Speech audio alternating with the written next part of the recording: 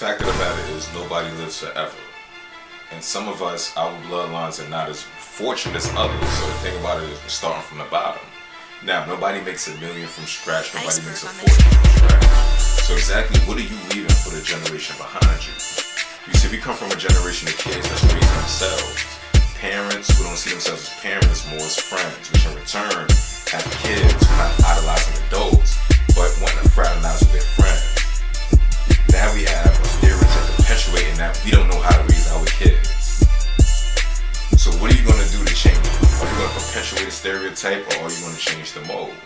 We have kids out here who, instead of making excuses, my mom was on drugs or my dad wasn't there, and they still made something out of it. There's no excuse for nobody to do nothing. There's no excuse for anybody not to become what they want to be. Do better. We're not a race of rappers and drug dealers. We're a race of people that are taking possibly the worst possible situations, the absolute bottom, the gristle off the bone, and making that into a mill, making that into a franchise, making that into a better situation. What inspires you as black men? Raise other young black men to be men. Not just men of color, but to be men, to take care of their family, to take care of their surrounding neighbors. Not your responsibility is not just the people with your last name. It's the people with the same color skin as you. It's the people who breathe the same air. And that's color, that's not color divided. It's just people in general. Do better.